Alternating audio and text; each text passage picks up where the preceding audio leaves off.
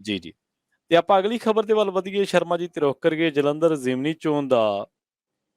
ਫ਼ਿਕਰ ਸਾਰੀਆਂ ਧਿਰਾਂ ਨੂੰ ਹੀ ਹੈ ਕਿਉਂਕਿ ਰਿਪੋਰਟ ਕਾਰਡ ਸਾਰਿਆਂ ਦੀ ਉੱਥੇ ਜਿਹੀ ਹੈ। ਸੱਤਾਧਾਰੀ ਤੇ ਜਿਨ੍ਹਾਂ ਨੂੰ ਬੜੀ ਉਮੀਦ ਨਾਲ ਚੁਣਿਆ ਸੀ, ਉਹ ਵੀ ਲੋਕਾਂ ਨੂੰ ਨਿਰਾਸ਼ ਕਰੀ ਬੈਠੇ ਆ। ਉੱਥੇ ਤਾਂ ਲਤੀਫਪੁਰਾ ਹੀ ਹੈ, ਤੁਸੀਂ ਵੀ ਜਾ ਕੇ ਆਏ ਹੋ ਉੱਥੇ। ਜਲੰਧਰ ਦੇ ਵਿੱਚ ਹੀ ਆਉਂਦਾ ਹੈ, ਐਮਪੀ ਸੀਟ ਦੇ ਵਿੱਚ ਹੀ ਆਉਂਦਾ ਹੈ ਤੇ ਉੱਥੇ ਹੁਣ ਚੋਣ ਲੜਨੀ ਹੈ, ਜ਼ਿਮਨੀ ਚੋਣ ਹੋਣੀ ਹੈ। ਸ਼ਰਮਾ ਜੀ, ਕੀ ਇਹ ਗੱਲ ਸੱਚ ਹੈ ਕਿ ਹਾਲਾਤ ਇਹ ਬਣੇ ਖੜੇ ਹੈ ਕਿ ਆਮ ਆਦਮੀ ਪਾਰਟੀ ਤੇ ਭਾਜਪਾ ਪਾਸਿਓਂ ਵੀ ਅਕਾਲੀ ਤੇ ਕਾਂਗਰਸੀ ਲੜ ਸਕਦੇ ਨੇ? ਜੇਕਰ ਏਦਾਂ ਹੁੰਦਾ ਹੈ, ਤੇ ਫਿਰ ਸਿਚੁਏਸ਼ਨ ਕੀ ਹੋਊਗੀ? ਕੀ ਇਹ ਗੱਲ ਸੱਚ ਹੈ? ਪਹਿਲਾਂ ਤਾਂ ਇਹ ਦੱਸੋ। ਬਿਲਕੁਲ ਪ੍ਰਵੀਨ ਜੀ, ਇਹ ਗੱਲ ਤੁਹਾਡੀ ਬਿਲਕੁਲ ਦਰੁਸਤ ਹੈ। ਇਹ ਚਰਚਾਵਾਂ ਹੀ ਨਹੀਂ, ਇਹ ਹਕੀਕੀ ਰੂਪ ਚ ਕੋਸ਼ਿਸ਼ਾਂ ਨੇ। ਠੀਕ ਹੈ। ਭਾਜਪਾ ਦੀ ਨਜ਼ਰ ਵੀ ਕਾਂਗਰਸੀ ਲੀਡਰਾਂ ਤੇ ਹੈ, ਚਾਹੇ ਉਹ ਮੌਜੂਦਾ ਨੇ ਤੇ ਚਾਹੇ ਸਾਬਕਾ ਨੇ।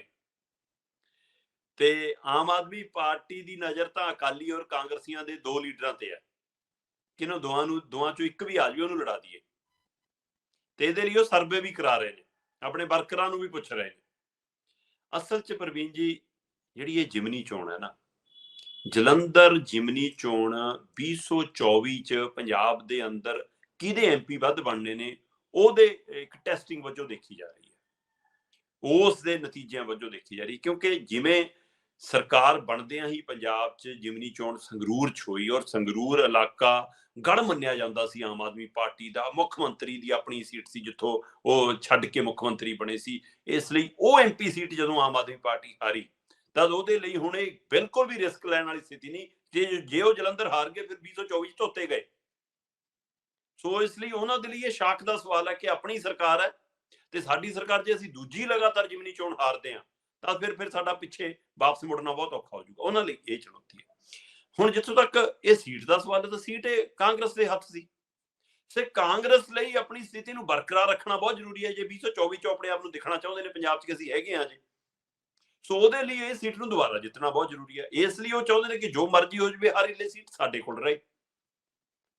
ਅਕਾਲੀ ਤੇ ਭਾਜਪਾ ਜਿੱਤਣ ਨਾਲੋਂ ਜ਼ਿਆਦਾ ਆਪਸ ਚ ਮੁਕਾਬਲੇ ਚ ਨੇ। ਜੀ, ਅੱਛਾ। ਉਹਨਾਂ ਦਾ ਮਸਲਾ ਉਹੀ ਹੈ ਜੋ ਸੰਗਰੂਰ ਸੀ। ਅਕਾਲੀਆਂ ਨੂੰ ਲੱਗਦਾ ਕਿ ਵੈਸੇ ਤਾਂ ਅਸੀਂ ਇਹ ਜਿੱਤ ਵੀ ਸਕਦੇ ਹਾਂ ਜੇ ਅਸੀਂ ਦਮ ਨਾਲ ਲੜ ਲਈਏ, ਇੱਕੇ ਨਾਲ ਲੜ ਲਈਏ, ਲੋਕ ਸਾਡੇ ਤੇ ਦੁਬਾਰਾ ਭਰੋਸਾ ਕਰਨ। ਪਰ ਉਹ ਕਹਿੰਦੇ ਸਾਡਾ ਮਸਲਾ ਤਾਂ ਇੰਨਾ ਕਿ ਬੀਜੇਪੀ ਨਾਲੋਂ ਵੱਧ ਵੋਟਾਂ ਪੈਣੀਆਂ ਚਾਹੀਦੀਆਂ ਇਸ ਵਾਰ। ਜੇ ਬੀਜੇਪੀ ਨਾਲੋਂ ਇਸ ਵਾਰ ਵੀ ਘਟ ਗਈਆਂ ਤਾਂ ਬੀਜੇਪੀ ਰੌਲਾ ਪਾਉਣ ਨੂੰ ਹੋ ਜੂਗੀ। ਦੇਖ ਲਓ ਭਾਈ, ਸੰਗਰੂਰ ਵੀ ਸਾਡੇ ਨਾਲ ਘੱਟ ਸੀ, ਇੱਥੇ ਵੀ ਘੱਟ ਸੀ, ਹੁਣ ਲੋਕ ਕਿਹਦੇ ਨਾਲ ਨੇ। ਤੇ ਬੀਜੇਪੀ ਚਾਹੁੰਦੀ ਉਹੀ ਹੈ ਕਿ ਠੀਕ ਹੈ ਜੀ, ਅਸੀਂ ਨਹੀਂ ਵੀ ਜਿੱਤਦੇ ਤਾਂ ਵੀ ਕੋਈ ਮਸਲਾ ਨਹੀਂ, ਬਸ ਅਕਾਲੀਆਂ ਨਾਲੋਂ ਜ਼ਿਆਦਾ ਫਰਕ ਨਾਲ ਵੋਟਾਂ ਲੈ ਜਾਈਏ ਤਾਂ ਕਿ ਅਸੀਂ ਕਹਿਣ ਜੋਗੇ ਹੋਈਏ ਦਿੱਲੀ ਆਪਣੀ ਹਾਈ ਕਮਾਂਡ ਨੂੰ ਕਿ ਦੇਖੋ ਜੀ, ਸਾਨੂੰ ਇਕੱਲਿਆਂ ਹੀ ਲੜਾਇਓ, ਅਸੀਂ ਇਹਨਾਂ ਨਾਲ ਗੱਠਜੋੜ ਨਹੀਂ ਕਰਨਾ।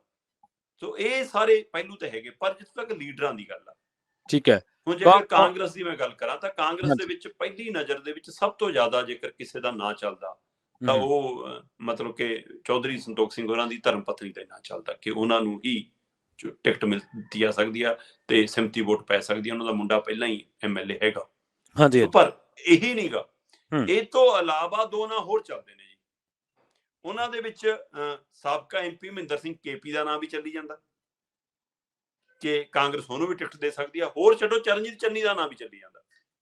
ਅੱਛਾ, ਚਮਕੌਰ ਸਾਹਿਬ ਤੋਂ ਇਹਨਾਂ ਭਦੌੜ ਤੇ ਭਦੌੜੋਂ ਜਲੰਧਰ ਹੈ ਨਾ। ਸੋ ਇਹ ਵੀ ਚੱਲੀ ਜਾਂਦਾ। ਪਰ ਹੁਣ ਗੱਲ ਆ ਜੀ ਆਪਾਂ ਆਮ ਆਦਮੀ ਪਾਰਟੀ ਤੇ ਬੀਜੇਪੀ ਤੇ।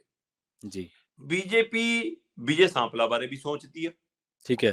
ਜੇ ਲੋੜ ਪਈ ਵਿਜੇ ਸਾਂਪਲਾ ਨੂੰ ਲੜਾ ਲਾਂਗੇ। ਇੱਕ ਦੋ ਨਾਮ ਹੋਰ ਉਹਨਾਂ ਦੇ ਧਿਆਨ 'ਚ ਹੈਗੇ ਨੇ ਤੇ ਪਰ ਉਹ ਰਾਜਕੁਮਾਰ ਵੇਰਕਾ ਨੂੰ ਵੀ ਲੜਾਉਣ ਬਾਰੇ ਸੋਚ ਰਹੀ ਹੈ।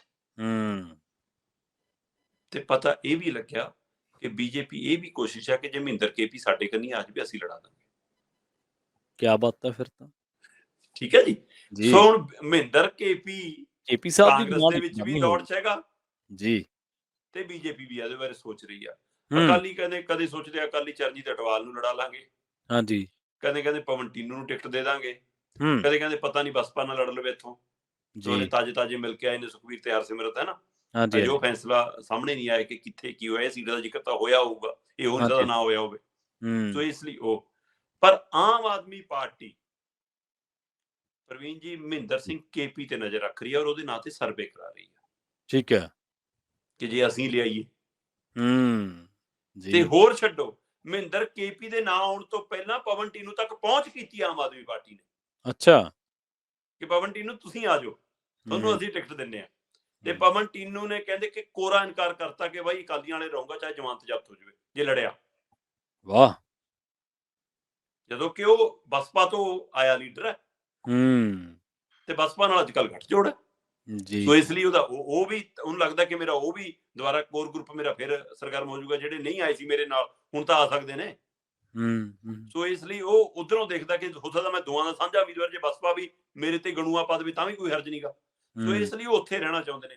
ਪਰ ਪਵਨ ਟੀਨੂ ਔਰ ਮਹਿੰਦਰ ਕੇਪੀ ਇਸ ਮੌਕੇ ਮਤਲਬ ਕਿ ਆਮ ਆਦਮੀ ਪਾਰਟੀ ਦੀ ਪਹਿਲੀ ਪਸੰਦ ਨੇ, ਪਰ ਪਵਨ ਟੀਨੂ ਦੇ ਇਨਕਾਰ ਤੋਂ ਬਾਅਦ ਮਹਿੰਦਰ ਕੇਪੀ ਦੇ ਨਾਂ ਤੇ ਆਮ ਆਦਮੀ ਪਾਰਟੀ ਸਰਵੇ ਤੱਕ ਕਰਵਾ ਰਹੀ ਹੈ ਕਿ ਜੇ ਮਹਿੰਦਰ ਸਿੰਘ ਕੇਪੀ ਆ ਜਾਵੇ। ਹੁਣ ਹੂੰ, ਮਹਿੰਦਰ ਕੇਪੀ ਬਾਰੇ ਕਾਂਗਰਸ ਵੀ ਸੋਚ ਰਹੀ ਹੈ, ਜੀ। ਮਹਿੰਦਰ ਕੇਪੀ ਬਾਰੇ ਬੀਜੇਪੀ ਵੀ ਸੋਚ ਰਹੀ ਆ, ਤੇ ਮਹਿੰਦਰ ਆਮ ਕੇਪੀ ਦੇ ਨਾਂ ਤੇ ਆਮ ਆਦਮੀ ਪਾਰਟੀ ਵੀ ਮਤਲਬ ਕਿ ਵਿਚਾਰ ਕਰ ਰਹੀ ਹੈ, ਸਰਵੇ ਕਰਾ ਰਹੀ ਹੈ। ਔਰ ਹੂੰ, ਜਦੋਂ ਇਹੋ ਜਿਹਾ ਕੁਝ ਹੁੰਦਾ ਕਈ ਵਾਰ ਉਸ ਬੰਦੇ ਨੂੰ ਟਿਕਟ ਨਹੀਂ ਮਿਲਦੀ, ਜੀ, ਬਿਲਕੁਲ। ਬਾਹਲੇ ਘਰਾਂ ਦਾ ਪ੍ਰਾਹੁਣਾ ਕਹਿੰਦੇ ਭੁੱਖਾ ਹੀ ਕਈ ਰਹਿ ਵਾਰ ਜਾਂਦਾ। ਭੁੱਖਾ ਰਹਿ ਜਾਂਦਾ। ਸੋ ਇਹ ਵੀ ਹੈ। ਤੇ ਜੀ, ਜੀ। ਜਾਂ ਫਿਰ ਕਾਂਗਰਸ ਇਹ ਸੋਚੀ ਕਿ ਕਿਤੇ ਚਲਾ ਨਾ ਜਾਵੇ, ਇਸ ਲਈ ਹੂੰ, ਇਸ ਦੇ ਉੱਤੇ ਹੀ ਗਣੂਆ ਪਾ ਲਓ। ਪਰ ਹੂੰ, ਫਿਰ ਚੌਧਰੀ ਸੰਤੋਖ ਸਿੰਘ ਉਹਨਾਂ ਦੇ ਪਰਿਵਾਰ ਨੂੰ ਕੀ ਤਸੱਲੀ ਰਹੋਗੇ। ਹੂੰ, ਹੂੰ, ਹੂੰ, ਹੂੰ, ਸੋ ਇਹ ਉੱਥੇ ਹਿਮਾਚਲ 'ਚ ਤਾਂ ਸਰ ਗਿਆ ਸੀਗਾ ਕਿ ਉਹਨੂੰ ਬੀਬੀ ਨੂੰ ਪ੍ਰਧਾਨ ਬਣਾ ਕੇ ਤੁਸੀਂ ਮੁੱਖ ਮੰਤਰੀ ਕਿਸੇ ਹੋਰ ਨੂੰ ਲਾ ਲਿਆ, ਹੂੰ, ਹੈ ਨਾ। ਤੇ ਬਿਲਕੁਲ ਇੱਥੇ ਪਤਾ ਨਹੀਂ ਫਿਰ ਇਹ ਪਰਿਵਾਰ ਕੀ ਕਰੂਗਾ। ਸੋ ਇਸ ਲਈ ਜੀ। ਕਾਂਗਰਸ ਲਈ ਵੀ ਸਥਿਤੀ ਸਾਫ਼ ਨਹੀਂ ਹੈ, ਔਰ ਜਿਮਨੀ ਚੋਣ ਸਾਰੀਆਂ ਪਾਰਟੀਆਂ ਦੇ ਲਈ 2024 ਦੇ ਲਈ ਨੱਕ ਦਾ ਸਵਾਲ ਬਣਿਆ ਹੋਇਆ। ਔਰ ਆਮ ਆਦਮੀ ਪਾਰਟੀ ਦੇ ਸਰਕਾਰ 'ਚ ਹੁੰਦੇ ਆ, ਹੂੰ, ਔਰ ਬੀਜੇਪੀ ਆਪਣੀ ਵੱਖਰੀ ਤਾਕਤ ਦਿਖਾਉਣ ਦੇ ਨਾਂ ਤੇ, ਅਕਾਲੀ ਮੁੜ ਕੇ ਪੈਰਾਂ ਸਿਰ ਹੋਣ ਦੇ ਨਾਂ ਤੇ, ਕਾਂਗਰਸ ਆਪਣਾ ਵਜੂਦ ਕਾਇਮ ਰੱਖਣ ਦੇ ਨਾਂ ਤੇ ਇਹ ਚੋਣ ਜਿੱਤਣਾ ਚਾਹੁੰਦੇ ਨੇ, ਪਰ ਜਿੱਤਣਾ ਇੱਕ ਨਹੀਂ ਹੈ ਪ੍ਰਵੀਨ ਜੀ। ਜਿੱਤਣਾ ਇੱਕ ਨਹੀਂ ਹੈ। ਕਿਹਨੇ ਜਿੱਤਣਾ ਇਹ ਜਨਤਾ ਜਨਾਰਦਨ ਹੈ ਜੀ, ਉਹਨਾਂ ਨੇ ਫੈਸਲਾ ਕਰਨਾ ਹੈ। ਪਰ ਦੇਖੋ ਸੱਤਾਧਾਰੀਆਂ ਦੀ ਸਥਿਤੀ ਕਿੰਨੀ ਕਸੂਤੀ ਹੈ, ਇੱਕ ਸੱਟ ਵੱਜ ਕੇ ਹਟੀ ਹੈ। ਤੇ ਸਿਆਣੇ ਕਹਿੰਦੇ ਜਦੋਂ ਦੁੱਧ ਤੋਂ ਮੂੰਹ ਸੜ ਜਾਂਦਾ ਫਿਰ ਬੰਦਾ ਲੱਸੀ ਨੂੰ ਵੀ ਫੂਕਾਂ ਮੈਨੂੰ ਮਾਰ। ਫੁੱਕਾ ਮਾਰਨਾ ਪੈਂਦਾ। ਤੇ ਜਿਹੜੇ ਕਦੇ ਕਹਿੰਦੇ ਸੀ ਵਲੰਟੀਅਰਾਂ ਨੂੰ ਪੁੱਛ ਕੇ ਟਿਕਟ ਦਿਆ ਕਰਾਂਗੇ, ਵਲੰਟੀਅਰਾਂ ਨੂੰ ਉਹ ਫਲਾਨੇ ਵਾਲਾ ਜੀਤਾ ਚੋਣ ਲੜੂਗਾ, ਚੱਕੀ ਵਾਲਿਆਂ ਦਾ ਭਿੰਦਾ ਚੋਣ ਲੜੂਗਾ ਫਲਾਨਾ। ਤੇ ਅੱਜ ਕੱਲ੍ਹ ਉਹ ਇੰਪੋਰਟ ਐਕਸਪੋਰਟ ਤੇ ਆਏ ਹੋਏ ਨੇ। ਹਾਂ ਹਾਂ ਇੰਪੋਰਟਿੰਗ ਕੀਤੀ ਜਾ ਰਹੀ ਹੈ ਤੇ ਕਾਂਗਰਸੀਆਂ ਦੀ ਕਸੂਤੀ ਸਥਿਤੀ ਇਸ ਕਰਕੇ ਹੈ ਸ਼ਰਮਾ ਜੀ, ਕਿਉਂਕਿ ਕਾਂਗਰਸੀਆਂ ਦੇ ਬਾਰੇ ਜਦੋਂ ਜਿਹੜੀ ਸੀਟ ਸੀ ਉਹਨਾਂ ਕੋਲੇ ਸੀ, ਚੌਧਰੀ ਪਰਿਵਾਰ ਨੂੰ ਟਿਕਟ ਮਿਲਦੀ ਹੈ ਤਾਂ ਸਮੀਕਰਨ ਹੋਰ ਨੇ, ਪਰ ਮਹਿੰਦਰ ਕੇਪੀ ਨੂੰ ਟਿਕਟ ਦਿੱਤੀ ਜਾਂਦੀ ਹੈ ਤਾਂ ਫਿਰ ਤੁਹਾਡੇ ਵਾਂਗ ਕਹਿਣ ਦੇ ਵਾਂਗੂ ਜੱਦੋ-ਜਹਿਦ ਹੈ। ਬਿਲਕੁਲ ਅਕਾਲੀ ਦਲ ਦੀ ਸਥਿਤੀ ਇਉਂ ਕਸੂਤੀ ਹੈ ਵੀ ਜਿੱਥੇ ਇੱਕ ਪਾਸੇ ਹੋਰ ਮੁਸੀਬਤਾਂ ਬੜੀਆਂ ਨੇ, ਅਕਾਲੀ ਦਲ ਦੇ ਟੋਟੇ ਵੀ ਨੇ, ਤੇ ਦੂਜੇ ਪਾਸੇ ਮੋਹਾਲੀ ਵਾਲਾ ਮੋਰਚਾ ਅਕਾਲੀ ਦਲ ਦਾ ਨੁਕਸਾਨ ਬਹੁਤ ਕਰੀ ਵਾਪਸੀ ਔਖੀ ਹੈ। ਸੋ ਲੈ ਦੇ ਕੇ ਬਚੀ ਹੈ ਭਾਜਪਾ। ਭਾਜਪਾ ਨੇ ਬੇਸ਼ੱਕ ਦਿੱਗਜ ਤਾਂ ਬਹੁਤ ਰਲਾ ਲਏ, ਪਰ ਪੈਰ ਜ਼ਮੀਨ ਤੇ ਹਲੇ ਲਾਉਣੇ ਬਹੁਤ ਨਹੀਂ ਔਖੇ। ਔਖੇ ਸੋ ਸਾਰਿਆਂ ਲਈ ਭਾਈਦਿਆਂ ਨੂੰ ਵਾਹਣ ਇੱਕੋ ਜਿਹੀ ਹੈ, ਗੱਲ ਉਹੀ ਹੋਈ। ਨੇ। ਜੀ। ਤੇ ਆਪਾਂ ਅਗਲੀ